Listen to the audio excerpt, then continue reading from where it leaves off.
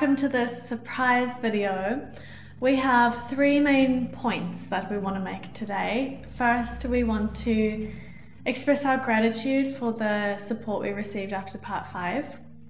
Then we're going to talk about why this video is called Defiant, and I also have some really exciting news to share. And then lastly, we're going to give like a little update about what's been happening in the 6 months after part 5.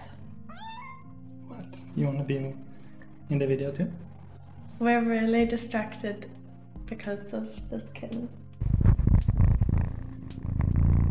So we have Pinky joining us. She's a little rescue kitten that our friends found in the middle of the road. Yeah, so I tried not to have any expectations before we posted part 5 of what the reaction would be like, and it was really overwhelming getting like everyone's comments and messages and emails up to part 5, and I just really want to thank those of you who supported us, because it meant so much to me after like 2 years of people not knowing what had happened, to have all of those kind words. It really, like, I really cherished them. I actually screenshotted a lot of them because I was afraid that the video would be taken down and then we would lose all those comments. So I know I haven't replied to the comments, but I have read them, and thank you for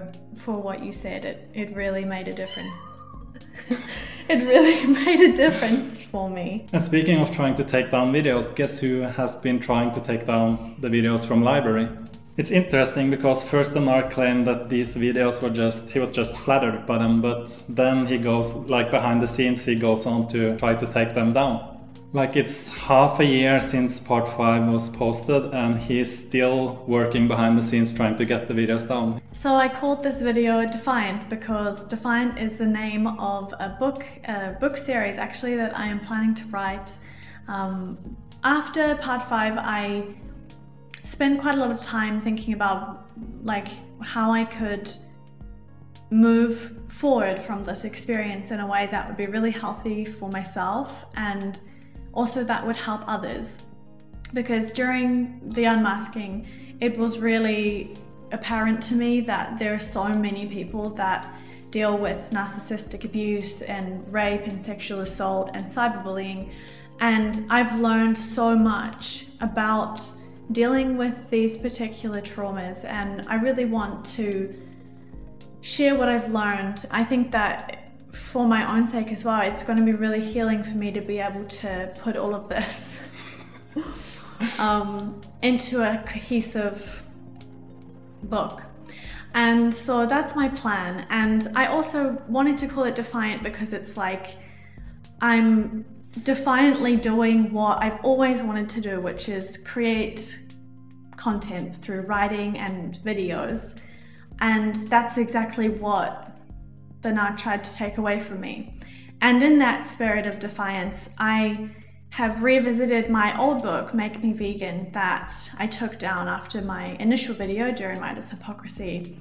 And when I was going through the old copy of that book, it just didn't feel like me anymore. I've changed a lot in the past few years, and my beliefs are still the same, but I express myself quite differently now. So I've rewritten the book. It's called Lessons from Veganism, and I'm actually publishing it like a full paperback copy and Kindle copy. The actual version won't have this grey bar, it's just the author's proof copy that I have in my hands now.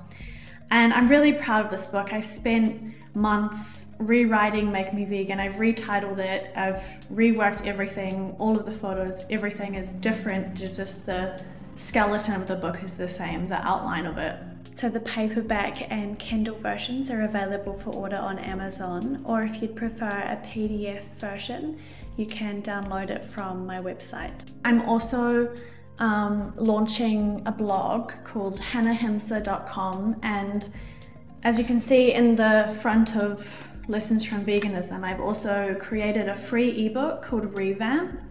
And in that ebook, I've put together 8 of the most helpful resources that got me through the past 2 years.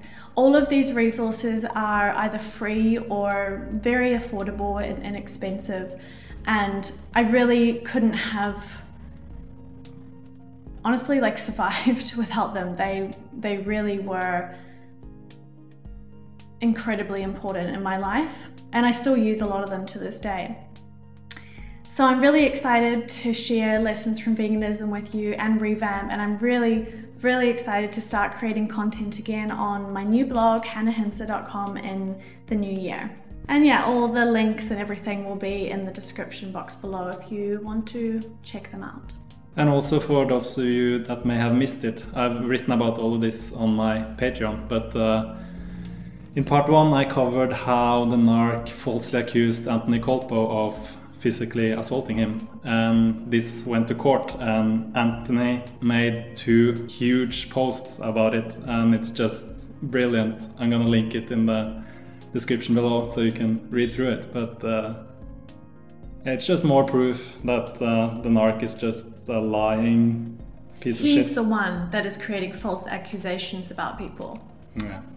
And using his channel to spread lies and slander about them. And in the first post that Anthony made, he went into the courthouse and saw the narc, and he'd just watched part 5, I think the day before, and so he actually said to him, like, "G'day, rapist," and the narc looked up and answered to him, like said, "Hey," like back to him. But my favorite part of that Anthony's post is the second part, where he describes how Anthony's lawyer cross-examined him and basically just destroyed his whole story, to the point where the narc started crying about having brain damage. And this is the guy that is saying that he's such an alpha and everyone else is paid. I'm here. First he's like get confronted by a guy and get intimidated. Like I showed this in part 1, how his voice was all shaky. You're a fucking idiot! Just relax, bro. Look, you're a fucking wanker! Yeah, you know who he is.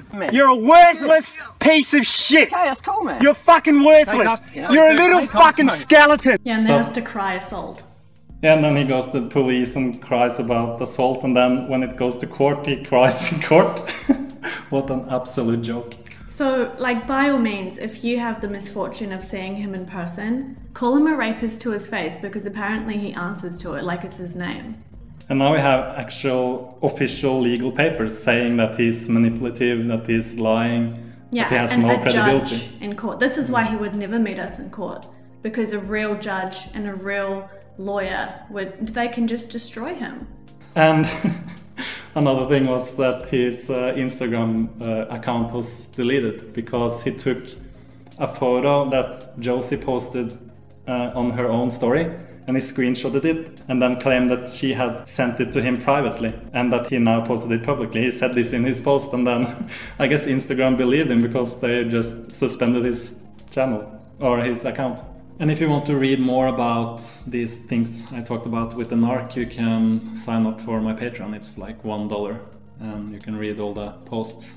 We're pretty much done with him, but he kind of like forced himself into our lives. Like, I know he's still making videos about me because he's like spamming my videos with a link to his videos about me whenever he does. So. From non-troll accounts. Yeah. So yeah, thank you very much for all of your support throughout the unmasking, and particularly after part 5, you made a big difference in my life by all the kindness that you gave us, especially in June and July. And I'll never forget that. It meant a lot to me. And yeah, thanks for watching. Bye. Bye.